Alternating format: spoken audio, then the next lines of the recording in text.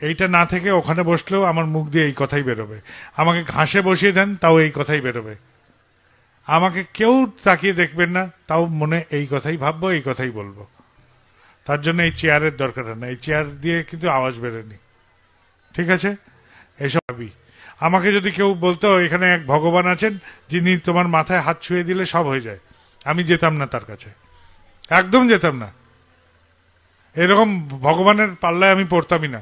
আমি পড়তাম সেই ভগবানের পাল্লায় যিনি বলতেন যে তোকে আমি কর্ম শিখিয়ে দিচ্ছি কিভাবে চলতে হবে, আমি সেই ভগবানের কাছে যেতাম।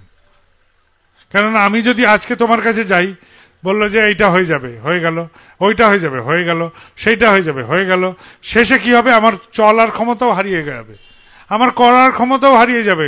স্বাভাবিকভাবে যদি আমি বিড়ি খাই, বিড়ির দেশটাই ধরাতে ভুলে যাব।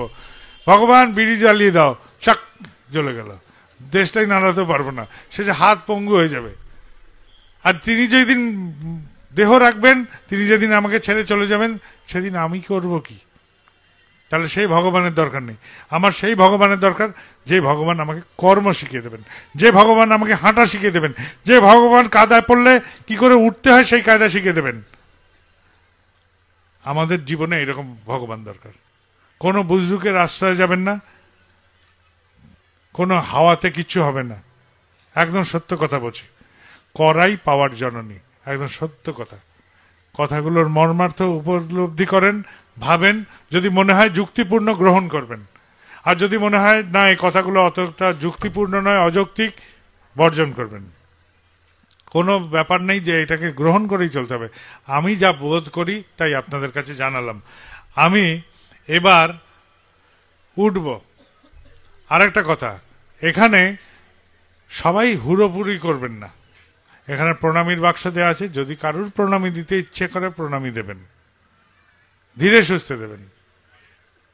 ঠিক আছে? আর একটা শেষে কথা বলি, এত সুন্দর আসন টাসন সবই হয়েছে, ভেবে নেবেন না এটা একটা গুরু ঠাকুর এসে, এটা কিন্তু আপনাদেরই একটি অংশ মাত্র, একদম দুপে সাধারণ মানুষ মাত্র। সিংহাসন বসান, ফোকাস লাইট দেন, প্যান্ডেল করেন, যাই করেন, শেষে আমি দুপে একটি নাংলা মানুষ।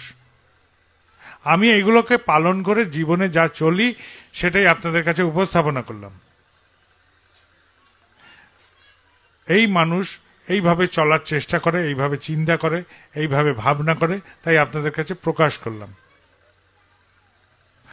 এইটা না থেকে ওখানে বসলেও আমার মুখ দিয়ে এই কথাই বেরোবে। আমাকে ঘাসে বসিয়ে দেন, তাও এই কথাই বেরোবে। আমাকে কেউ তাকিয়ে দেখবেন না, তাও মনে এই কথাই ভাববো, এই কথাই বলবো। তার জন্য এই চেয়ারের দরকার না, এই চেয়ার দিয়ে কিন্তু আওয়াজ বেরোয়নি। ঠিক আছে? এইসব ভ্রমের মধ্যে পড়বেন না। জয় গুরু। সবাই ভালো থাকবেন, পরিবার পরিবেশ সবাইকে নিয়ে ভালো থাকুন। কথাগুলো যদি ভালো মনে হয় গ্রহণ করবেন, যদি চর্চা করতে ইচ্ছে করে চর্চা করবেন।